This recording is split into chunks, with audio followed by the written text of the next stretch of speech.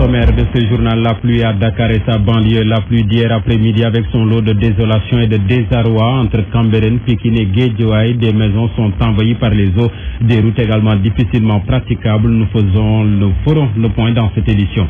Dans cette édition également, le point sur la disparition de l'aéronef de Sénégal Air. Le ministre du Tourisme et des Transports aériens, en conférence de presse hier après-midi, a indiqué que 2 enquêtes techniques et judiciaires seront ouvertes. Maïmouna Ndoye Seck de préciser dans le même sillage que des techniciens avaient jugé l'appareil apte à voler. Et puis en sport, les propos d'Antoine Mendy qui regrette ses propos d'après l'Afro-Basket. Antoine Mendy, l'international sénégalais disposé à revenir en sélection nationale. Et puis ce matin, la revue de presse avec Pape Besliba, Cheikh Anta Gaye est à la partie technique. Simon fait la présentation. Bonjour et bienvenue à tous.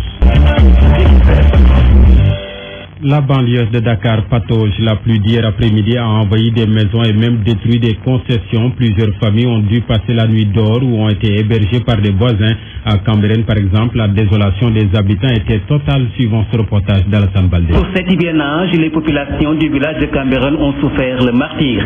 Hier, plusieurs maisons, des dizaines d'ailleurs, ont été sous l'emprise des eaux.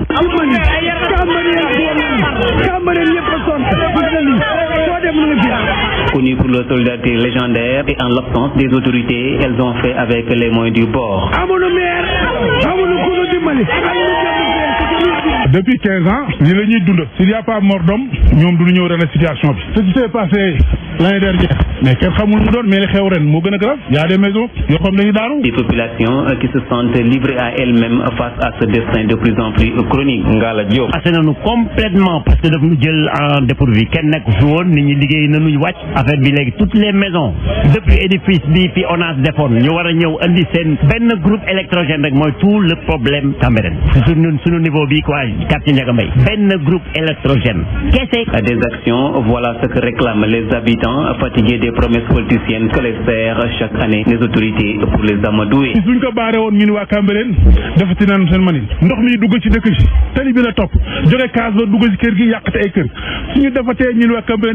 Mais depuis l'indépendance à nos jours, l'État est de Cambérène. Cambérène, Alassane Baldé, ZGFM.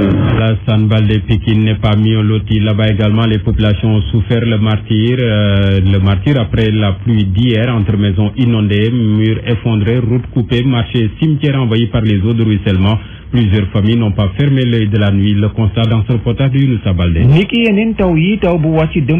Younoussa Baldé en français par rapport à ces maisons inondées, ces murs effondrés, les routes coupées, les marchés et cimetières envahis par les eaux de ruissellement. À Pikine, plusieurs familles n'ont pas fermé l'œil de la nuit. Younoussa Baldé. Une fois encore, après la pluie, le temps était sale, très sale même à Pikine. Les fortes précipitations n'ont fait que dégâts et désolations dans presque toutes les communes du département. Effectivement, toutes ces maisons-là, c'est inondé, on vient juste de cette maison-là, a envahi la maison, tous ces bocaux sont détruits, c'est difficile. De Pikine Ouest à Yembel, en passant par Guinaouraï, Tcharoy, Djidé Kao, les dégâts sont nombreux. Des centaines et des centaines de maisons sont inondées, des murs de concession effondrés, les routes sont coupées parce qu'elles sont pleines d'eau, du matériel endommagé. Jusque tard dans la nuit, des sinistrés tentaient de sauver ce qui pouvait l'être. Beaucoup de personnes ont passé une nuit longue et pénible. On ne constate même pas que cette eau peut être évacuée aujourd'hui dans les maisons. On tend nos mains aux autorités pour qu'ils puissent faire quelque chose, vu que ça c'est un peu difficile vraiment c'est difficile. À Pikine Ouest, les marchés Mamdiara et Djibissar sont engloutis par les eaux. Une partie du cimetière de Pikine est aussi inondée, de même que le cimetière de Thiaroye-sur-Mer. Le canal qui se trouve non loin de la nationale 1 a refoulé, ce qui a compliqué la situation. Nous avons mis en marche les motopompes, mais véritablement nous ne sentons pas l'appui de l'État, laisse entendre Ndiagagnan, le maire de la commune de Thiaroye-sur-Mer. Pikine, Younoussa Baldé, Zik FM. Younoussa Baldé, tout comme Pikine, Guédiawaye a vu plusieurs de ces quartiers sous les eaux, des quartiers comme la cité Djunkop, Medina Gounass, cité Fadia, Liberté 3 ou Wakhinane Nimzat. Les populations sinistrées ne cachent pas leur désarroi, Mamoudou Fofana. Chaque année, c'est comme ça, chaque année. Désemparés, déboussolés, ces habitants de cité Djunkop ne savent plus où donner de la tête, localité pourtant qui dispose d'une station de pompage, mais on se croirait ici dans un lac. C'est dommage malgré tous les travaux que l'ONAS a réalisés, on est inondé, donc c'est dommage. Beaucoup de familles ont quitté leur maison conquise par les eaux pour trouver refuge chez les siens.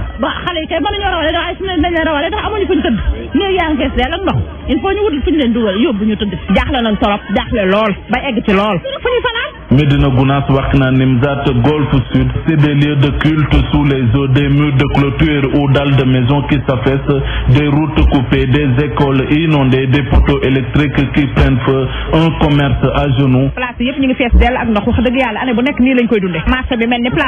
La sous-préfecture, l'Iden et même le stade Amadou Barry de Guédiawaye, ce joyau récemment réfectionné à hauteur de 800 millions de non-francs était sous l'emprise des eaux. Comme pour dire qu'à Guédiawaye, tout le monde patauge. Guédiawaye, Mamadou Fofana, Zik FM. Mamadou Fofana, face à la détresse des populations, les autorités municipales de la ville de Guédiawaye invitent au calme et à la sérénité. Le chef de cabinet du maire Aliou Sall explique que les sapeurs-pompiers et les services techniques de la municipalité sont à pied d'œuvre et la situation devrait être maîtrisée sous peu. Cheikh Mbacké Fall ici avec Mamadou Fofana. Il dit à la forte pluie qui s'est abattue aujourd'hui, c'est dans la banlieue, on lui signale qu'il a plu plus de 122,7 mm, donc c'est énorme pour la banlieue. Donc c'est pour cela que le maire a pris des mesures d'urgence qui est d'amener une vingtaine de camions hydroculeurs pour un peu soulager la population. C'est vrai que c'est minime par rapport à la demande, mais quand même pour dans un premier temps, on nous a signalé certains édifices élevés qui sont sous les eaux et on a pu dégager certaines, mais c'est sûr que d'ici demain, il y aura beaucoup d'amélioration par rapport à la situation. Il faut beaucoup de patience parce qu'aujourd'hui, on a arrêté un puits qui, je ne sais pas si c'est arrivé une fois dans la vie, en tout cas ça date de longtemps, donc on n'a jamais presque vu ça. Donc il faut de la patience, il y a certains actes qui sont impraticables, c'est difficile d'accès, donc on est en train de faire tout pour les libérer, notamment la corniche, certaines zones des hameaux et Cité Junko, voilà quoi. Il y a les pompes, ils sont en marche, maintenant il faut un peu de patience d'ici demain, je pense que la situation sera maîtrisée et l'eau sera dégagée. C'est donc dans ce contexte d'inondation que le chef de l'État est attendu samedi à Pikine pour les besoins de la clôture des vacances citoyennes 2015. Au programme, il y a bien sûr un concert musical pour la Fédération des élèves et étudiants de Pikine. La priorité est ailleurs.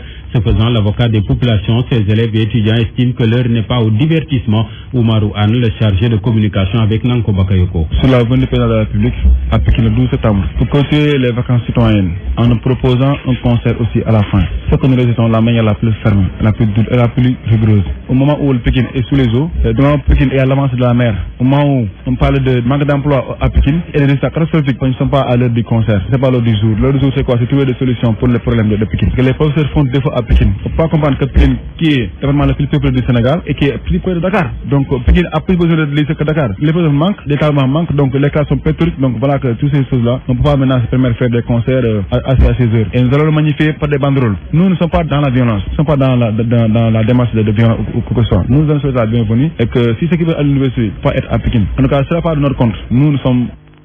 Et puis à Mbour, les sapeurs-pompiers de la 24e compagnie d'incendie et de secours n'ont pas connu de répit ces derniers jours. En plus des inondations, ils sont intervenus pour au moins 5 accidents mortels. Bilan de ces 5 accidents, 7 morts, dont 4 dans un véhicule qui a pris feu et une vingtaine de blessés en l'espace seulement de 2 jours. Des accidents consécutifs aux fortes pluies de Mbour, la correspondance de Pape Gueye. Décidément, les sapeurs-pompiers de Mbour n'ont pas chômé pendant ces 2 derniers jours. 5 accidents, dont 7 morts et une vingtaine de blessés. Le plus cruel est celui survenu sur la route de Joal à hauteur de Mbodienne. Un véhicule qui a pris feu avec 4 passagers à bord, tous calcinés. Major Diop Mbaye, commandant de la 24e compagnie de secours de Mbour. Hier, vers 5h53, on a été alerté pour un renversement de véhicule suivi de feu. À bord, il y avait 4 victimes. On a procédé à l'extinction, mais les victimes étaient complètement calcinées. Donc les corps ont été déposés à la morgue de l'hôpital de Thiès. Dans l'après-midi, sur la route de Dakar à hauteur de Altikiren, 17h24, nos secours ont été alertés aussi pour une collision entre 2 véhicules, un véhicule de marque Hyundai et un véhicule de marque Renault 21. Pour les victimes, il y avait un corps sans vie, 5 blessés graves et 2 blessés légers, évacués à l'hôpital départemental de Mbour. Le corps sans vie a été déposé au niveau d'un Ndiakho, dans une morgue, puisque la morgue de Mbour et de Joal sont actuellement en panne. Vers 6h et quelques, on a été alerté encore pour un autre dérapage suivi de renversement autour de la station Shell à l'entrée de Mbour. Mbour avec 8 blessés. Heureusement, c'est des blessés légers. Tout à l'heure aussi, on a été alerté à 9h46, un accident mortel avec un piéton renversé à hauteur de Kër-Balelo. La victime était une fille de 15 ans. Tout en souhaitant que ce malheur s'arrête là, la prudence est recommandée chez les usagers de la route en cette période de pluie orageuse. Pape Mbour, Zik FM. Il est 7h passé de 13 minutes et vous suivez le journal sur Zik FM, première radio urbaine du Sénégal. L'actualité ce matin, c'est également la disparition de l'avion de Sénégal Air depuis samedi. Le ministre du Tourisme et des Transports aériens souligne que les recherches sont en cours et vont se poursuivre jusqu'à la limite du possible. Le gouvernement qui a mobilisé tous ses départements et également au chevet des familles et proches des disparus. En conférence de presse hier après-midi, Maïmouna Ndoye Seck a indiqué que des enquêtes ont été ouvertes, une enquête technique et une autre judiciaire. Pape Chersila. Première mesure, à la suite du drame du 5 septembre, un décret qui permet au Sénégal de respecter au moins sur le papier les normes internationales de sécurité de l'aviation civile. Le chef de l'État a fini de fixer les règles d'organisation et de fonctionnement de notre BA, Bureau d'enquête et d'analyse. Et c'est la ministre des Transports aériens qui décline ses missions. Déterminer les circonstances et les causes certaines ou probables de l'accident ou de l'incident. Collecter et analyser les informations utiles. Prévenir la survenue d'autres accidents ou d'incidents. Formuler des recommandations de sécurité et de sûreté. Les mots crash, mort ou même victime soigneusement évités dans le discours, mais aussi pas de miracle promis de la part du gouvernement. En la circonstance, je voudrais, au nom du gouvernement, exprimer ma compassion à l'ensemble des familles concernées par cette épreuve. Elles ne sont pas seules, car l'État du Sénégal prend toutes les dispositions nécessaires pour les accompagner et les assister.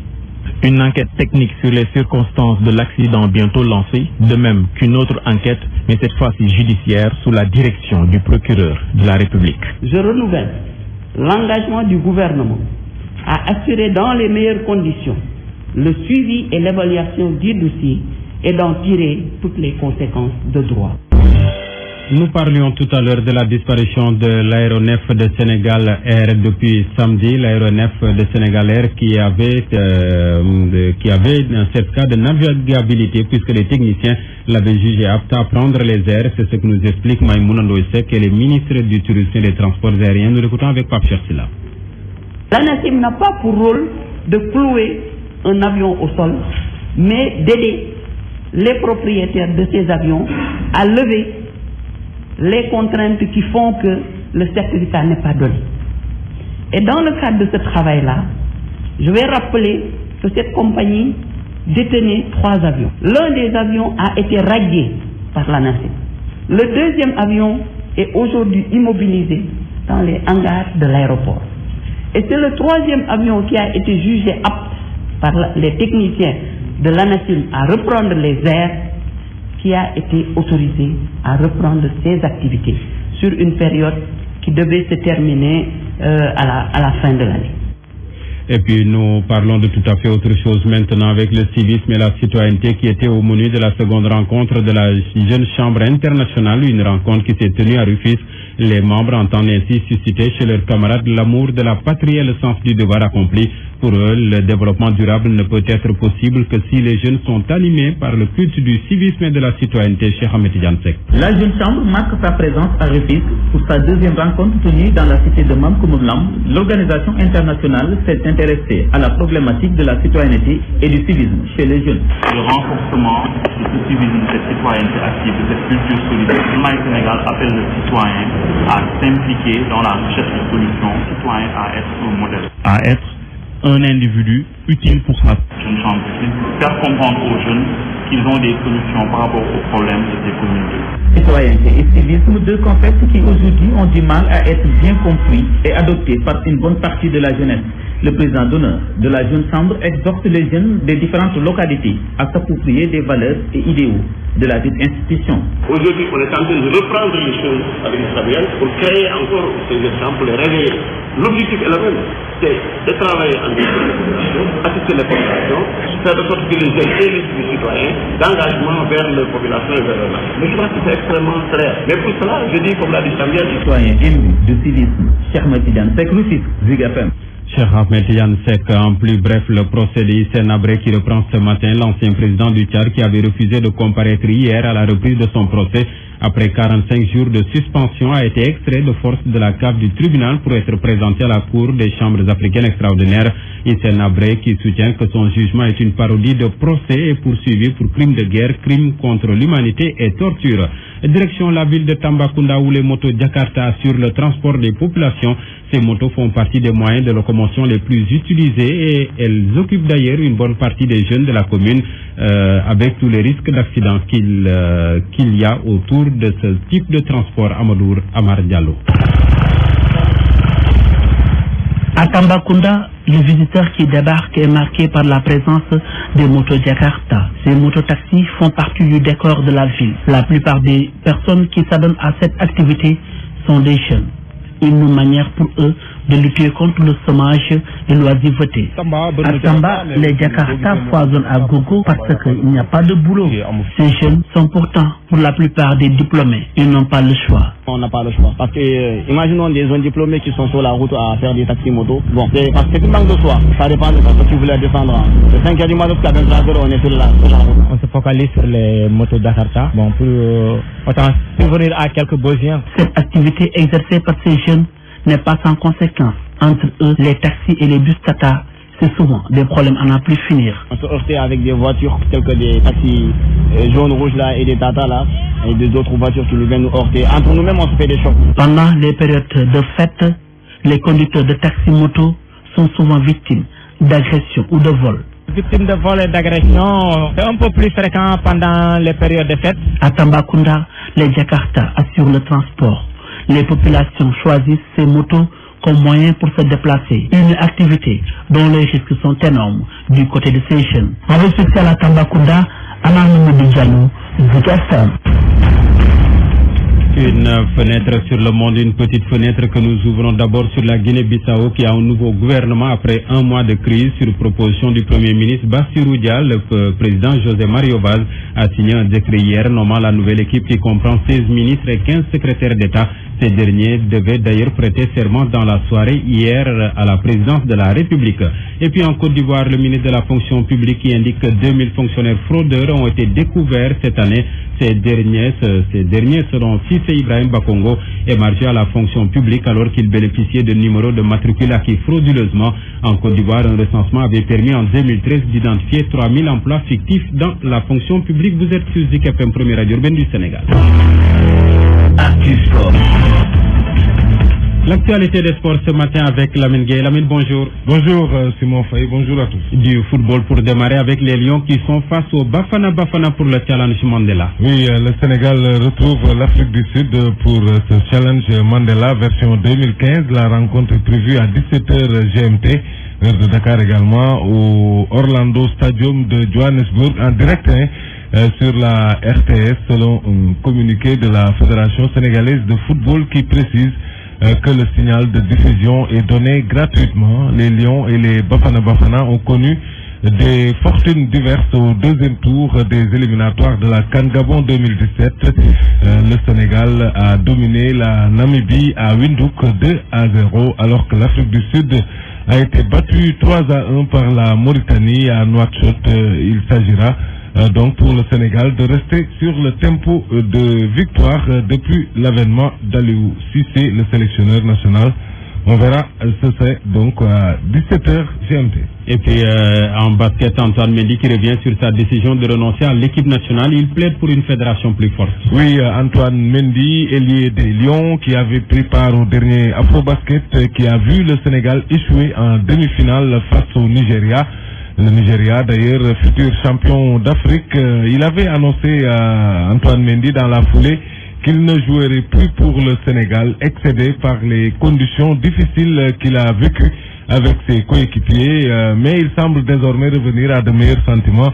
Une décision sous-tendue, selon lui, par les réactions des Sénégalais qui lui ont demandé de revenir dans cette sélection à travers des Sénégalais donc qui ont réagi à travers des SMS, des appels, mais également les réseaux sociaux. Le joueur a par ailleurs souhaité que la Fédération sénégalaise de basket ait plus d'autonomie et d'initiative vis-à-vis du ministère des Sports. Antoine Mendy. Je vous propose de l'écouter au micro de nos confrères de l'APS, notamment Bamba Kassé. Il y a beaucoup de choses à changer, il y a beaucoup de choses à améliorer, surtout apporter du professionnalisme, un peu plus de professionnalisme parce qu'il y en a. Pas non plus dire qu'on a été dans de très mauvaises conditions, mais voilà, il y a eu des bonnes choses qui se sont passées. Mais je pense que la principale manœuvre qu'il faudrait effectuer, c'est qu'on laisse la fédération indépendante, qu'elle ne soit plus sous le tutelle du ministère, pour qu'elle puisse faire ses propres choix, qu'elle puisse organiser ses compétitions telles qu'elle l'entend. Parce que le principal problème, je pense que c'est ça. Quand par exemple on arrive en équipe nationale et que la fédération, et quand je dis la fédération, j'entends bien l'actuel président. Moi j'ai pas vraiment d'objectifs personnels. Les objectifs personnels, voilà, je les ai déjà atteints. Maintenant je pense que je vais essayer d'apporter mon expérience et apporter à l'équipe ce que je sais faire de mieux. Et on va essayer d'accrocher par la première pour ne pas voir trop loin. Essayer de ramener l'équipe en play-off, que ça serait déjà une très bonne chose. Et après, si on pouvait accrocher une Coupe d'Europe, ça serait encore mieux. Voilà donc Antoine Mendy qui plaide pour une fédération plus forte, mais la fédération ne peut s'affranchir sans moyens. Oui, ça repose l'éternel problème de nos fédérations incapables de financer leurs activités et leur équipe nationale. L'État, via le ministère des Sports, assure le financement et qui paye commande, a-t-on l'habitude de dire.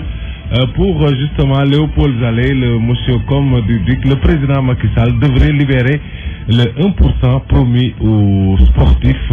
Aïcha Kamara, reportage.